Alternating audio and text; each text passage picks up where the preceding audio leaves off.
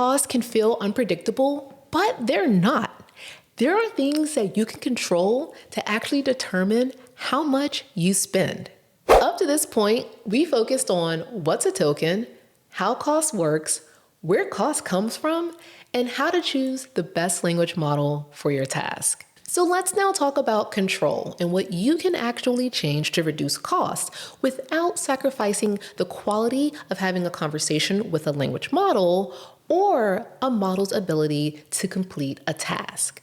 In this video, we're going to cover the key levers that actually control your AI costs, where most people are losing money without realizing it, and how to go about reducing costs without sacrificing quality. So the input is what you send to the model. So this includes the prompt length, which is going to be whatever that message is you're sending to the model, the length of that. Also the system prompt size, and the system prompt is what defines the model or the agent's behavior. And then also the conversation history. So this is prior Q&A, so the prior conversation that you've been having with the model. Every extra word that you send is something that you pay for.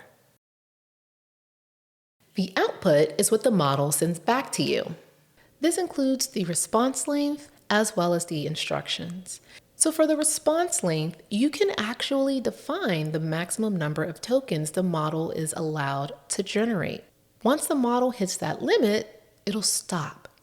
Now the con of doing this is that this could cut responses off mid-sentence or reduce the quality if the max tokens is set too low.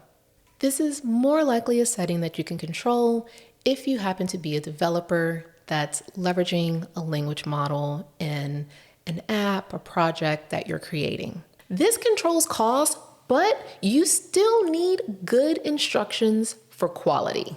Whereas for the instructions, this is something that either the end user or a developer that's building something can control.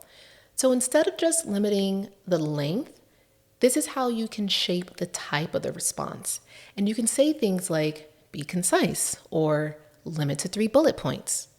And there's different ways you can word things to really help with reducing or limiting the output from the model. So for example, using a phrase like provide a summary instead of an explanation could be very helpful. Or even provide the key points instead of providing a full breakdown. Phrases like summary and key points are assumed to be more shorter ways of providing information. And thus it's assumed that the model also processes those sort of requests as such. You can also do some things with formatting as well, such as requesting that the output is generated as bullet points, or even doing something like structured outputs using something like JSON. And that JSON example is something that's going to be more relevant for developers that are building with generative AI. If you don't control the output, the model will happily generate more and the model providers will charge you for it. You have the choice in choosing either a smaller or a larger language model. And you have to make sure that you're choosing the best model for the task at hand.